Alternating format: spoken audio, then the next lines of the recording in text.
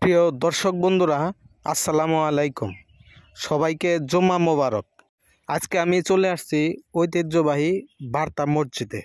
যেই মসজিদ ঘিরে অনেক ইতিহাস রয়েছে, আজকে তুলে ধরা হবে সেই ইতিহাস। প্রিয় দর্শক বন্ধুরা, আমাদের সাথেই থাকুন।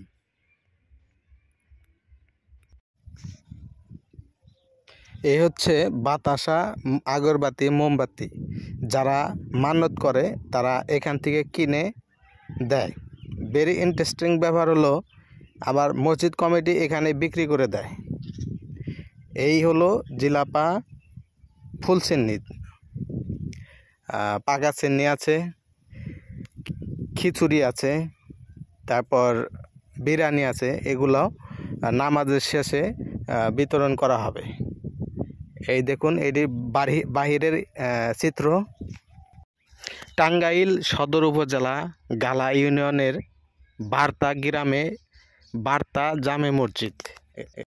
এটি গায়েবানা মসজিদ নামেও পরিচিত। এই মসজিদের নাম দেওয়া হয়েছে বার্তা জিয়ান খান রহমাতুল্লাহ আলাই জামে মসজিদ।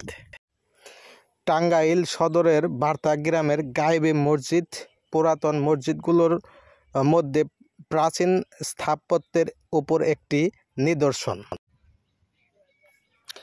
বিভিন্ন জনশ্রুতি রয়েছে এই মসজিদটির প্রতিষ্ঠা নিয়ে। প্রকৃতপক্ষে মসজিদটি কোন সময় নির্মিত হয়েছে তা কোনো সূত্র থেকেই আজও সঠিক তথ্য পাওয়া যায়নি। তারই প্রেক্ষিতে এই এলাকা সহ আশপাশের সব এলাকাতে এটি গায়েবী মসজিদ নামে পরিচিত।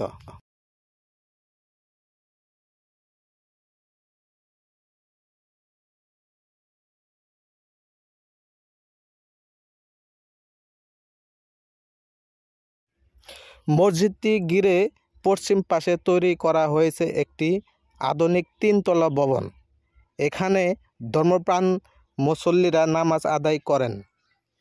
এখন মসজিদটির অনেক পরিবর্তন বা সংস্কার করা হয়েছে। এসব মসজিদ কারুকাজ খচিত দৃষ্টিনন্দন স্থাপনা এখন আর চোখে পড়ে না। পুরাতন গায়েবী মসজিদটি বর্তমানে অব্যবহৃত অবস্থায় রয়েছে।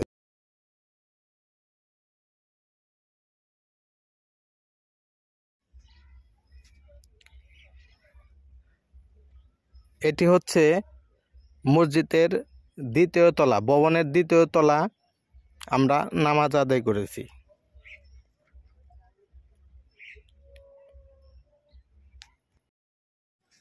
এভাবেই প্রতি শুক্রবার, জুমাবার লোকে লোকারণ্য হয়ে যায়, ভরপুর হয়ে যায়।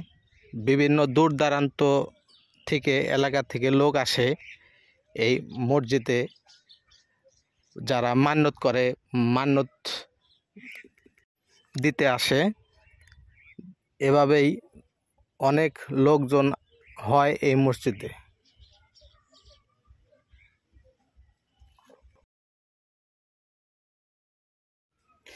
প্রিয় দর্শক বন্ধুরা, ভিডিওটি কেমন হয়েছে কমেন্ট বক্সে এসে কমেন্টস করে জানাবেন অবশ্যই। আর ভিডিওটি বেশি বেশি শেয়ার করবেন, অন্যকে দেখার সুযোগ করে দিবেন। সবাই ভালো থাকবেন। আল্লাহ হাফেজ।